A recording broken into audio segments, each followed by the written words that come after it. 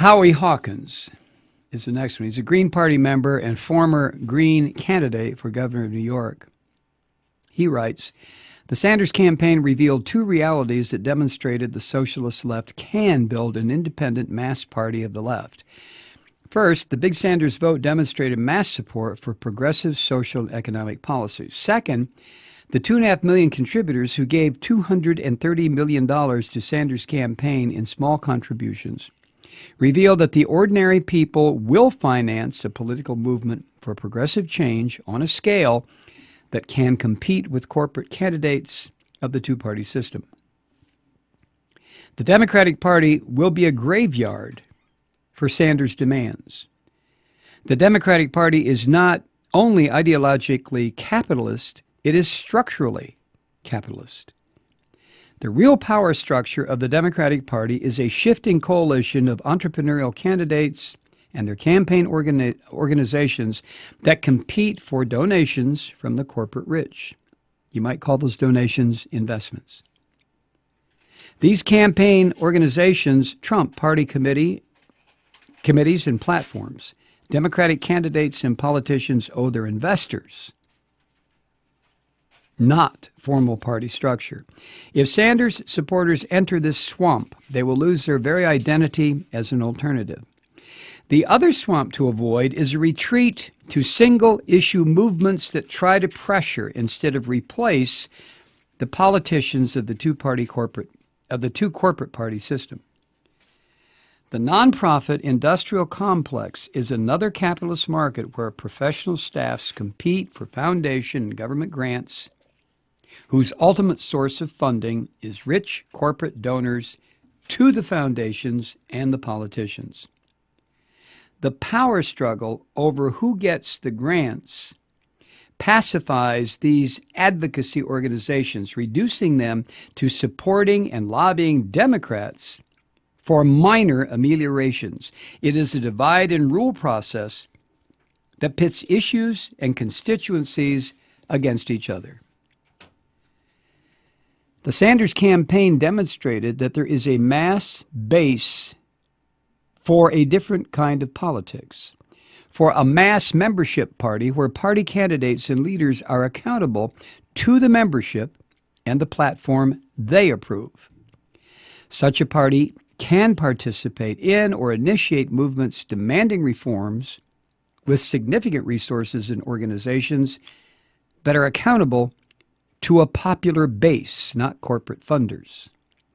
The mass membership party, where formal members are organized into locals and finance the party with their dues, was an invention of the socialist left in the late 19th century.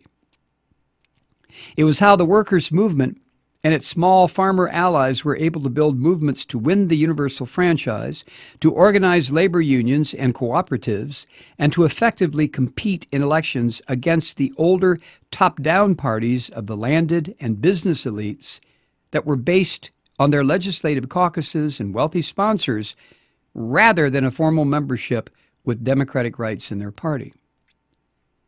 The Democrats and Republicans are organized on the old top-down model favored by business elites. It is time to organize a Democratic mass membership party in opposition. Supporting the Green Party presidential campaign of Jill Stein and Ajamu Baraka should be next step in building a mass membership party, and the next step for Sanders supporters who want the so-called political revolution to continue. A sizable Green vote will yield real gains. First, the Green campaign is fulfilling the traditional influential role of left third parties in American politics, which is to force popular demands that the two major parties are ignoring onto the legislative agenda. The Stein-Baraka campaign is keeping the Sanders domestic program in the national debate and adding the crucial missing piece in Sanders' program, an anti-imperialist foreign policy. And second, there are 37 state ballots where the Greens are up for qualification, needing 1 to 3% of the vote in most of those states. These ballots can be used by local candidates for municipal, county, state, and federal offices in coming elections. Most electoral districts in the U.S. are one-party districts due to bipartisan gerrymandering of safe seats for members of both corporate parties. The minority party, the minority major party, doesn't compete seriously, if at all, in most of these districts. A left third party with a relatively small core of activists can quickly become the second party, the primary opposition party in these districts, and determine the policy debate. Third, 5% of the vote qualifies the Green Party for public funding in the 2020 presidential general election. It starts at about $10 million for 5% and increases the higher the vote numbers.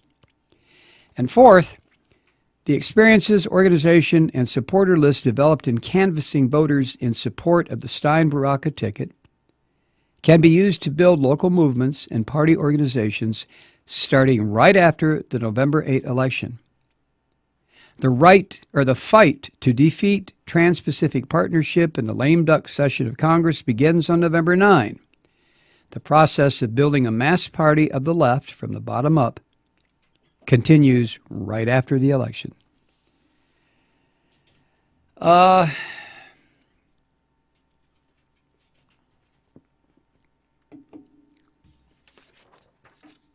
In this person's comments, Howie Hawkins,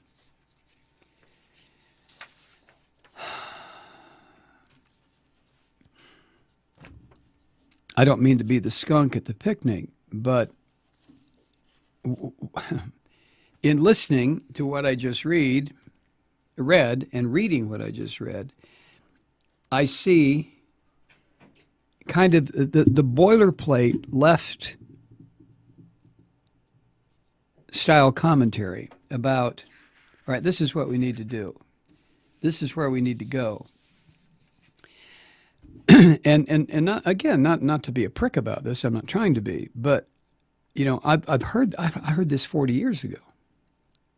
And I think a lot of activists who are now in their 60s and 70s and 80s also heard it 40 years ago. And when you talk about mass movements, when you talk about, Occupy, Black Lives Matter, the fight against the pipeline, all these movements, and how most of us were impressed about how effective we, or the organizers, thought they were. But if you go back 40, 45 years, you will find organizations, and again, this is not a put down, this is just history. You will find organizations back then that were 10 times larger than anything Occupy has ever put together, in combination with Black Lives Matter, anti-pipeline, anti-fossil fuels, pro figuring out something to do about global warming. I'm talking about the anti-war movement, the student movement, the movement for civil rights. There were demonstrations after demonstrations. Some of us lived through it. There are 300,000 people in the streets today, 500,000 people in the streets a week from now, 750,000 people in the streets a month later. And the rhetoric that came out of those mass movements back in the 60s and 70s is essentially the same kind of rhetoric that is popping up now. And the people who led the movements 40, 45 years ago were the youthful people, just like, I mean, the millennials are not unique in the history of generational shit in this country. You know, there was a baby boom generation. Oh, I know. The baby boom generation now is all just fucked up and on drugs or fat or dead or what have you. But 40, 45 years ago, the baby boom generation was busting its ass, literally, to stop a U.S. foreign policy that was death-dealing and destructive, to interfere with laws that were denying people the right to vote, the right to have a goddamn life in this country.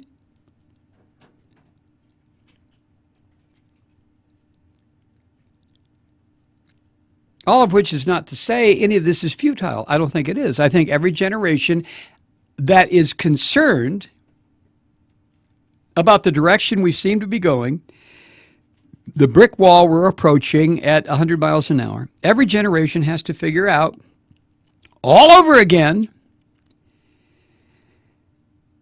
the best way to organize and stop it.